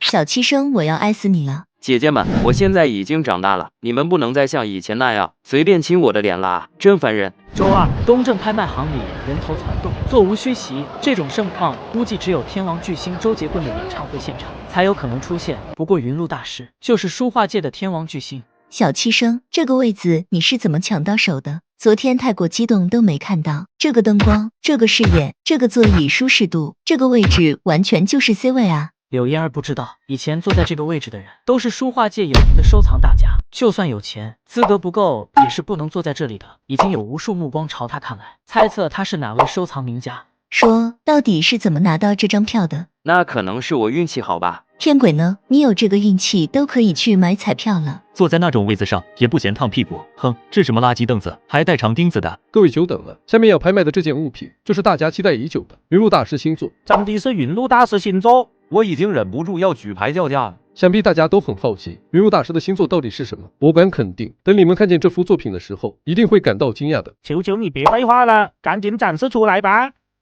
这不是雄鹰七术图吗？明明是一幅老作品，怎么能说是新作呢？东正拍卖行也开始搞这种噱头了，你们这是属于欺诈行为，太过分了！哼，虽然很不爽，但是这幅雄鹰七术图，我决定拍了。众人纷纷表达出不满的情绪。虽然只要是云路大师的作品，他们就会捧场，但明明说了新作，却拿出一幅旧画，这就有点玩弄众人感情的意思了。这幅雄鹰七术图不是被自己收藏了吗？怎么会出现在这里？难道我收藏的那幅是赝品，还是说我家被盗了？大家别急，这幅画作的确是雄鹰七术图，但也确实是云路大师的新作品。什么意思？难道各位就没发现这幅雄鹰七术图与以往有什么不同吗？主持人的话让众人若有所思，纷纷睁大眼睛看向那幅画作。我看出来了，雄鹰头顶上的红色印记不见了。正如大家所见，这幅画作其实是雄鹰七术图的更正版，因为前作上的红色印记是个失误，云路大师觉得不能这么敷衍，于是又重新画了一版。原来如此，其实我早就觉得前个版本的红色印记有些突兀，果然不是云路大师的本意。云路大师真是负责，为了安抚我们这些粉丝，还特意中画了一个版本。我要粉云路大师一辈子。真的被我说中了啊！小七生，快点夸夸姐姐。嫣儿姐真棒，亏我昨天还噼里啪啦一通分析，没想到这么打脸。最终，新版本的雄鹰七术图被一位省城来的富豪800万收入囊中。我去，原来随手画的东西这么值钱，难道我真是万中无一的书画天才？也不知道师傅借此捞了多少。没有拍到的诸位也不用伤心，我们今天还给大家准备了新的惊喜。惊喜？还能有比新版雄鹰七术图更惊喜的东西？居然是东正拍卖行的大老板孙天磊亲自端上来，这究竟是什么东西，这么珍贵？大家都很好奇这是什么吧？其实这也是云路大师的一幅新作，而且是前所未有的震撼之作。原来几天奶奶不止一幅云路先生的作品。那些没有抢到上一幅画而懊恼的拍客重新燃起了希望。各位看好了，这幅画作的名字叫《盛世的蔷薇》。不用叫价了，我出2000万买下这幅作品。3000万，我出3000万。不，800万，这幅作品必须是我的。大家不要激动，这幅画作只是拿出来给大家展示一下，并非今天的拍卖品。孙老板，我们都是东正拍卖行的老顾客了，你这样就有点不太厚道了啊。先展出作品，吊住众人的胃口，然后坐等消息扩散，直到全国各地的收藏名人赶来，将藏品拍出一个天价。这是拍卖行的老套路了。我知道大家都是老客户，但这可不是我们拍卖行的意思，是云路大师的意思。柳姑娘，请你到台上来一下。我吗？是的，嫣儿姐，他叫的就是你，快点上去吧。再次确认了孙天磊的眼神后，柳嫣儿终于走上了台，美眸中满是困惑之色。柳姑娘，南疆王交代过了，这幅盛世的蔷薇是云路大师专门为你一人所画，请你收下。众人虽然不认识柳嫣儿，但嫣儿却是唯一一个获得云路大师专门定制画作的人，而且还是那样一幅举世神作。怪不得一副陌生的面孔，却有资格坐在贵宾席。原来一切都是云路大师的安排，这个女子绝对意义非凡。云路大师居然会专门为了自己定制一幅画作，我何德何能啊！这一刻的柳嫣儿不再是妩媚动人的蔷薇女王，也不是冷面杀手叶蔷薇，她就是一个普通的被偶像宠幸的追星女孩。既然你们这些迂腐之辈说嫣儿姐没资格融入你们圈子，那我就亲手打造一场盛宴，让你们睁大狗眼看看谁才是真正的顶流。这位小姐，我愿意用1万元的价格购买下你手中的这幅画，那太可惜了，请收下我的名片吧，就当是交个朋友，以后我们可以多走动一下，我家也有许多书画藏品，很愿意与您分享。还有我也很愿意邀请刘小姐来参加我们后天的品鉴会。无数收藏名家拥簇者柳嫣儿，想要通过她搭线上云路大师。今日之后，所有的书画爱好者都会记住柳嫣儿这个名字，也会记住她是云路大师非常重要的人。本来那天晚上就能有机会结识云路大师的，结果白白葬送了大好机会。都怪朱宏远父子2个，那天晚上要不是他针对柳姑娘，恐怕我早就搭上云路大师这根线了，还云路大师肚子里的蛔虫呢，你他妈就是一份坑里的蛆。爸，胡伟平第一时间反应过来，拿出针包，用和之前一样的手法施针，然而朱宏远抽搐的更厉害，七窍都开始流血。怎么会这样？你告诉我，怎么会这样？这我也不知道啊，明明之前有效果的，怎么今天就……你等等，我这就打电话给我老师。打你妈的电话！等你老师过来，我爸早就凉了。求你，我爸快不行了，求求你救救我爸！某人不是不让我质疑他的医术吗？魏平他妈的就是个庸医。陆先生，我那天不该冲您发脾气，不该不相信您，您要怎么惩罚我都行，但是一定要救活我爸，求您了。柳姑娘，那天晚上是我嘴贱，求你原谅我。毕竟是条人命啊，柳姑娘，我也拜托你了，劝劝你弟弟吧。朱荣虽然人品不咋的，但确实很孝顺。那天晚上之前，韩老也对自己都很照顾。小七生，嫣儿姐，我明白，睁大你的狗眼看清楚，这才是9转回阳针。七生把朱宏远身上的针全部拔出，重新扎了一遍，动作行云流水，一气呵成。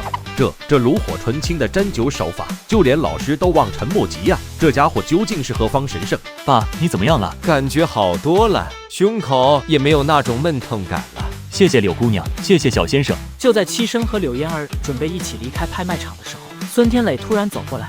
陆先生，请留步。孙家主所为何事？虽然七生看出来对方有事求他，这几个家主也是看在南疆王的面子上才这么尊敬。不过他又不是冷血的人，只要对方态度好，他也会还以尊重。陆先生，我刚才看见你施针救活了那个人，请问你是医生吗？算是吧。难道孙家主家里有病人吗？不瞒陆先生，其实是我父亲，他生病了，已经3天没有进食，所以我想请陆先生帮忙看看。可以。七生答应了下来，于是让柳嫣儿先回去。他跟着孙天磊来到了孙家。孙老爷子躺在病榻上，肚子鼓得像是塞了2个篮球，嘴里不停地叹着气，显得非常忧虑。一旁的孙家人也是满脸焦急。七生用手按了按老爷子的腹部，后者顿时哎呦哎呦叫个不停。我大概知道怎么回事了。孙天贵闯入，身后是个贼眉鼠眼的提着药箱的老头。大哥，我把邱神医请过来了，快点让他给咱爸治病。跟在孙天贵身后进来的是江城里有着一记起科圣手之称的邱同仁。这个死老头，该来的时候不来，偏偏这时候来。之前请他的时候还在拖延时间，还说什么病不重不治。你们这是什么意思？看不起我邱某人，就不要请老头子我过来。邱神医，这是一个误会，您别生气，实在是因为您迟迟不肯过来，我们才找的其他医生，我们也不能干看着我爸痛苦啊。所以你是在怪我不早点过来喽？不敢，邱神医愿意来给我爸看病，我已经很感激了，怎么敢说怪罪？哼，这还差不多，想要我出手救治也可以，不过现在要诊金翻倍。什么？邱神医，我们之前不是已经谈好了诊金吗？怎么现在又要翻倍了？如果这小子不在场，诊金是可以不变的，但是你们把这小子请过来了，就是对我邱某人的不信任，诊金必须翻倍。站在一旁的孙天磊早就怒不可遏，正准备让邱同仁滚出去，七生却摇了摇头。孙天磊只好暂时压下怒火。诊金多少都没问题，只要你能治好我爸的病。小子，你今天有幸看到我邱某人出手，回去可以烧高香了。邱同仁诊脉后，飞快写出一张药方，递给孙天贵，去把这些中药材买回来，现煎取至300毫升，渣不要。孙天贵照做，出去买药，端着一碗黑乎乎的中药汤回来。邱神医，我爸现在是喝了就吐，汤药根本就喂不进去啊！还有这种事？邱同仁拿过汤匙，亲自给孙老爷子喂药，果然喂了就吐出来。孙老爷子，这个药你必须得喝，不喝药你的病怎么能好呢？孙老爷子现在也就是使不上劲，要是能使上劲，肯定抬手就给邱同仁一个大耳刮子抽过去。喝你妹呀喝！你以为我不想喝吗？实在是身体不允许啊！我现在就连喝水都困难，你还一个劲的让我喝药？什么神医？这不是逗人玩吗？这可不行！我堂堂一骑岂科圣手的名号，可不能就这样毁了。邱同人灵光一现，我来给孙老爷子按按肚子吧，把气机理顺了，说不定就能喝进去药了。邱同人伸手按孙老爷子肚子，哎呦，你他娘的往哪儿按呢？孙老爷子疼得从床上站起来，给了邱同人一巴掌。邱神医，我爸不是故意的，肯定是因为太疼了才做出的本能反应。药也不喝，按摩也不让，这病到底怎么治？难道今天真要阴沟里翻船？就这，我看你一副牛逼哄哄的样子，还以为有多了不得呢，原来是废物一个。没教养的东西！你是哪个医院的医生？邱同人正因为没办法救治孙老爷子，憋了一肚子的火气，没处发泄。正好这小子主动撞到枪口上，只要他敢说出自己是在哪个医院，我就能凭借在江城中医街的影响力，让他的饭碗不保。然而，邱同人的话音刚落，一道清脆的耳光声就响起来了。孙家主，你这是什么意思？出手的人正是孙天磊，他早就看邱同人不爽了，要不是七生刚刚说让他再忍耐片刻，孙天磊绝对不可能留他到现在。你要是再敢对陆先生不敬，我还会再扇你。你好你个瘪犊子的玩意儿！没有我看你爹的病要怎么治好？这就不劳邱老爷子您费心了，陆先生家父的病就拜托你了。哈哈哈！你就指望这家伙能治好你爹的病？我看你是巴不得你爹早点死吧！耳光声再次响了起来。哎，有些人啊，就是嘴贱，不抽不舒服。邱同人脸上火辣辣的道。但面对人高马大的孙天磊，他也不敢还手。不过这次他学乖了，没有再吱声，但也没有离开。我倒要看看这个小子是怎么医死孙老爷子的。西生盯着病榻上的孙老爷子看了半天，既没有开药，也没有施针，而是突然问了一个问题：你父亲平时有什么爱好吗？陆先生是指哪方面的喜好？古玩字画都可以。我爸挺喜欢收藏古董瓷器的，他书房里就摆了有好几个元代的青花瓷，都拿过来吧。孙天磊不知道陆云想做什么，但还是按照他的吩咐把青花瓷拿了过来。邱同人站在一旁冷笑不止，倒要看看这个姓陆的小子到底在搞什么名堂。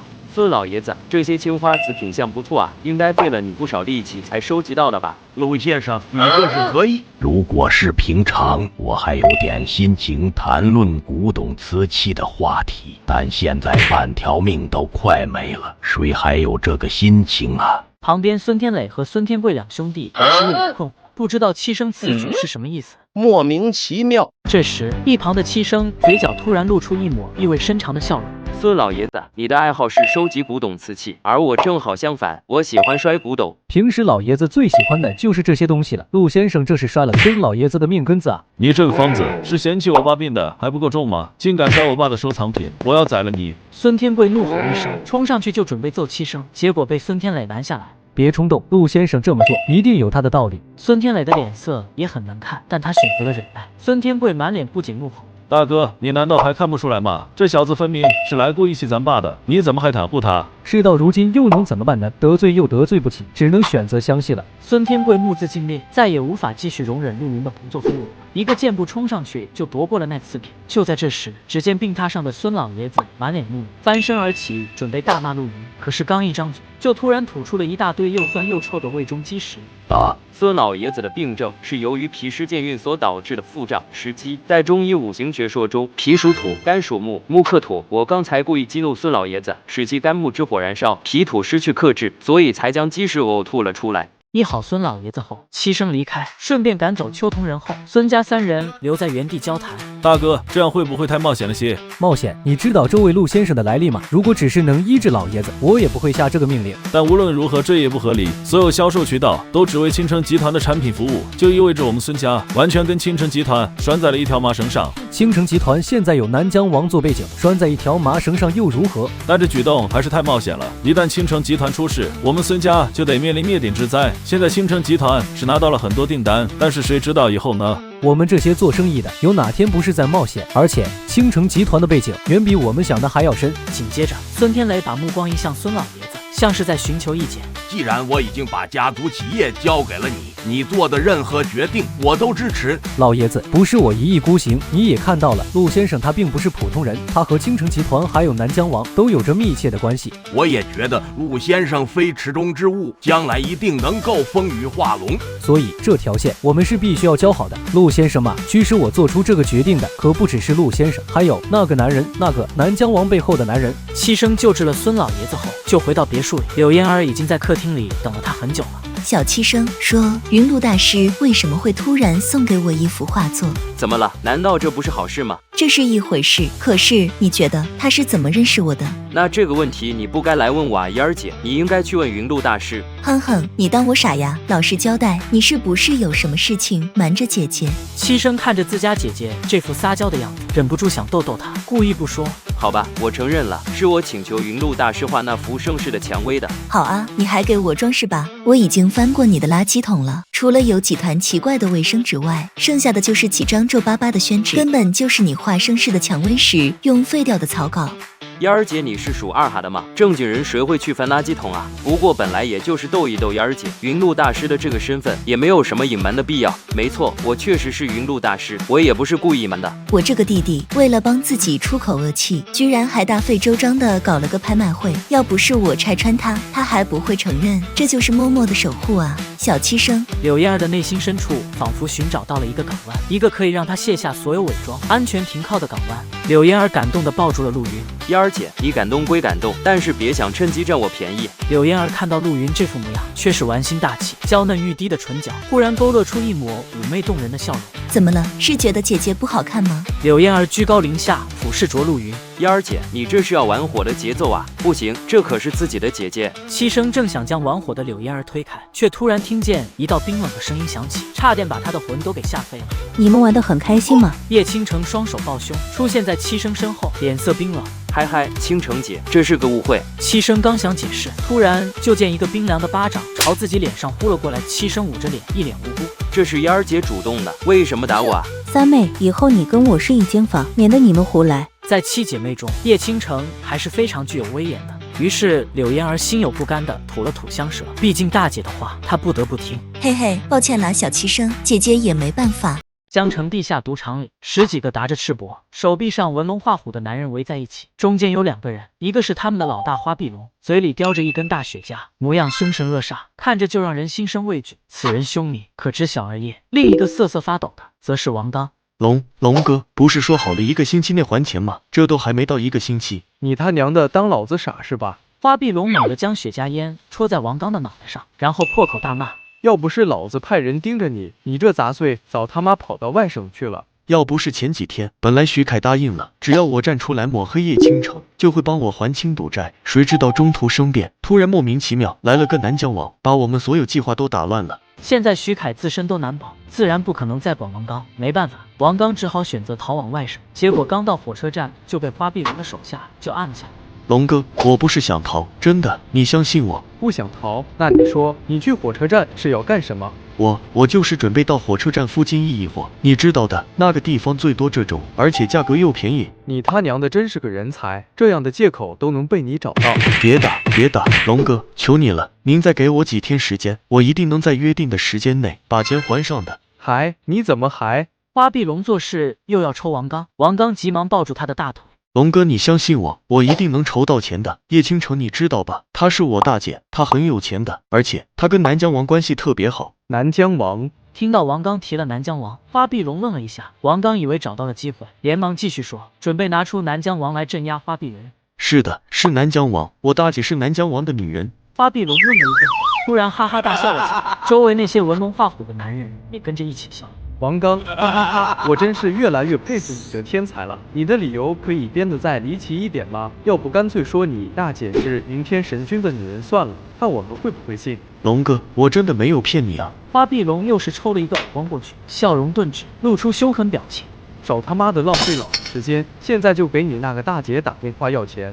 王刚僵住不动了，花臂龙皱眉，表情更加阴狠，声音愤怒。还愣着干什么？不要钱，是想先吃我一顿拳头吗？不是的，龙哥你别误会，是因为我已经问我大姐要过很多次钱了，她肯定不会再相信我。王刚声音颤抖着，见花臂龙又要动手，急忙补充。不过龙哥你只要拍下我的视频发给我大姐，并且告诉她不给钱就去骚扰吴爷爷，她一定会给的。王刚心里也明白，他在叶倾城的眼里啥都不是，但是吴爷爷不一样。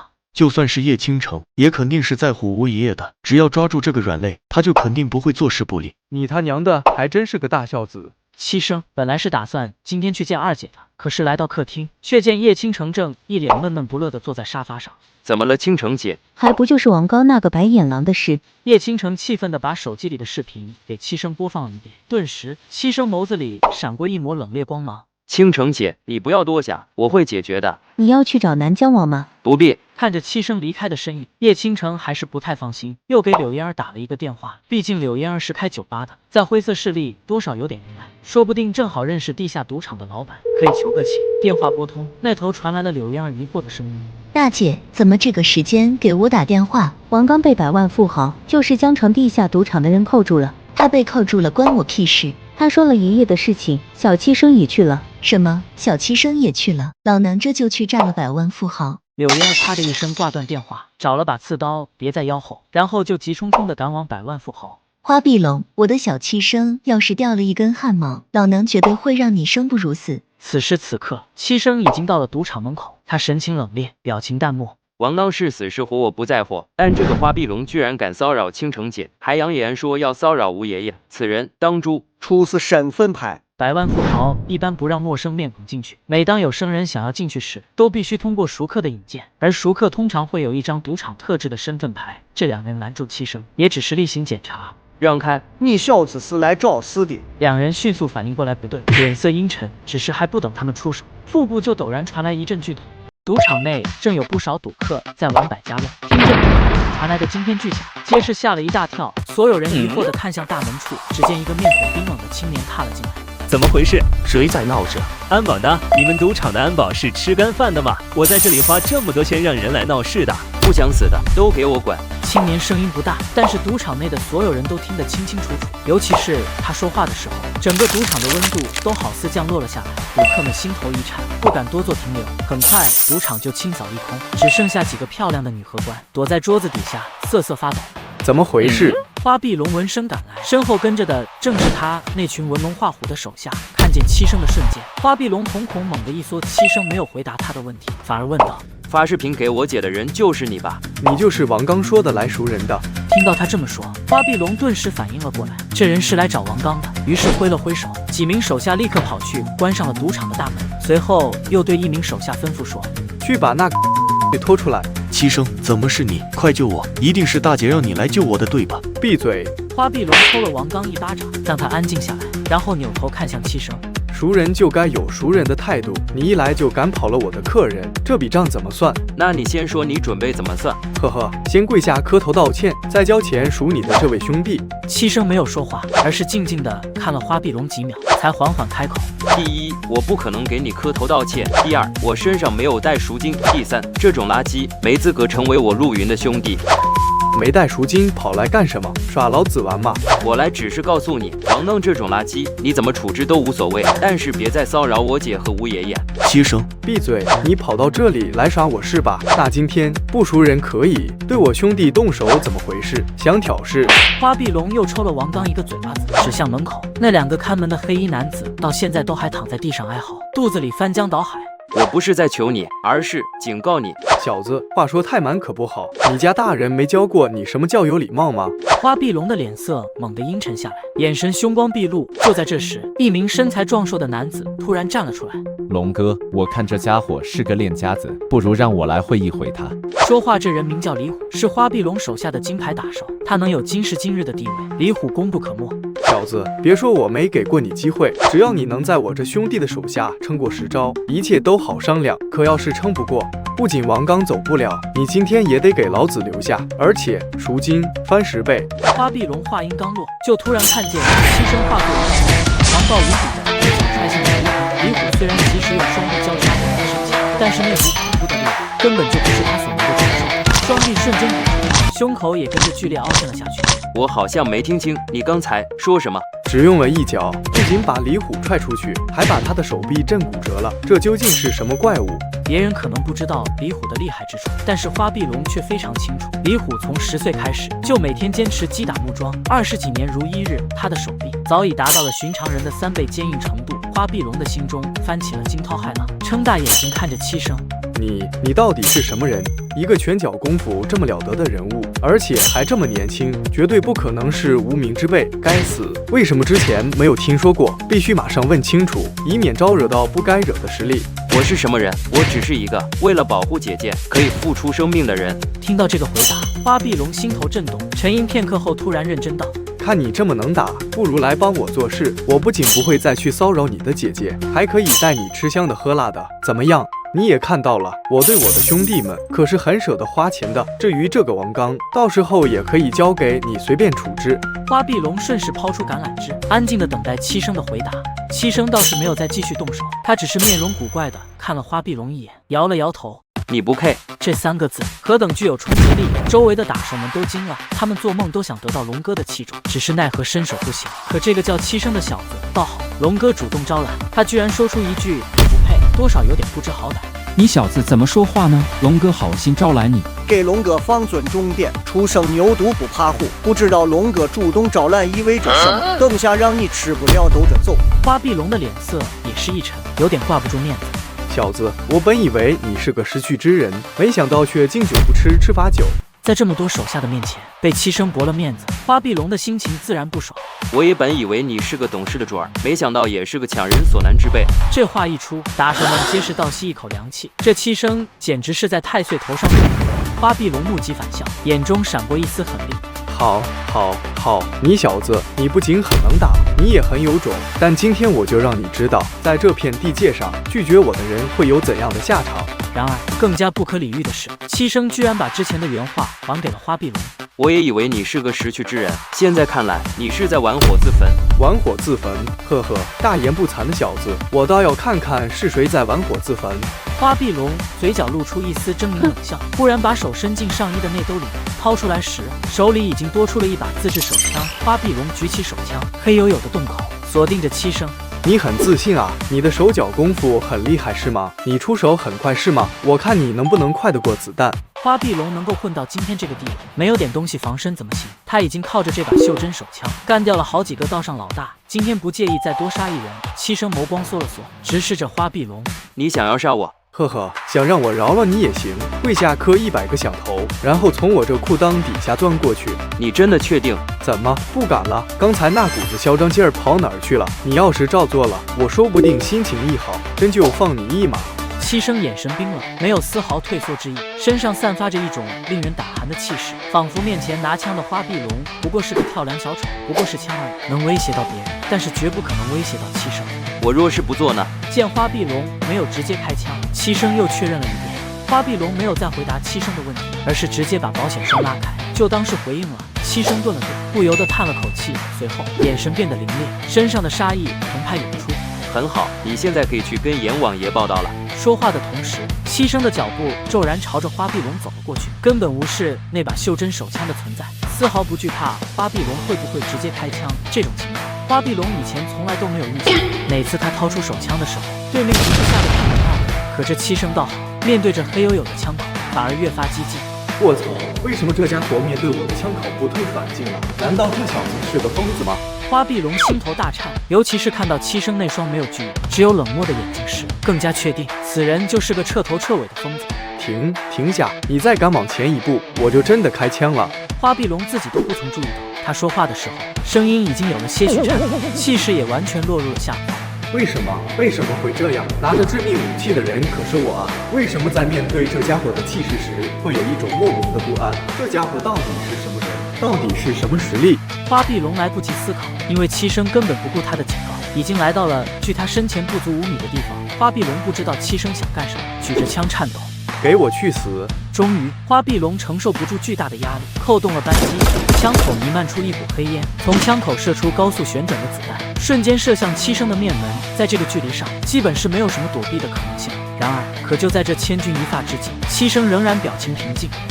七生陡然一声震喝，只见那颗高速射出的子弹，竟像是被某种神秘的力量定格住了一般。随随着声浪扩散，突然原路折回，砰的一声没入了花臂龙的眉心。不可能，怎么会这样？花臂龙瞪大了双眼，满脸的不可置信，身体直挺挺地往后倒去，重重地摔在了地上，溅起一阵尘土，周围的空气仿佛都凝固了，安静的可怕，只剩下花臂龙倒地那沉闷的声响。七生依旧静静地站在原地，眼神深邃而平静，仿佛刚才发生的一切都与他无关。那股神秘的力量似乎还残留在空气中，让人不寒而栗。这不可能，怎么会这样？简直就是怪物！老大就这么死了？不只是这些人震惊，就连花臂龙做梦也不可能想到，这个世界上居然还会有这么诡异的事情。为什么射出去的子弹能被反弹，而且还是被声音反弹了回来？不过花臂龙想不明白，他现在也不用明白，因为此刻他已经死得不能再死。七生淡漠地扫了一眼花臂龙的尸体，随后就把目光移了开来。这还是我第一次使用神通杀死龙国的普通人，不过估计也不会是最后一次。以后谁敢对姐姐们不敬，这便是下场。此刻，周围的打手们已经完完全全被吓傻了眼。这么离奇的手段，如果不是亲眼所见，谁敢相信？而且，就算是亲眼所见，也感觉像是在做梦一样，吐气杀人，恐怖如死。阁下究竟是何方神圣？七生收敛起杀意，周身的气场也不再凛冽，他眼神淡漠，扫过众人的身形。你们可以叫我天煞王，亦可称呼我为云天神君，记住这个名字吧。以后的江城，你们会经常听见这个名字的。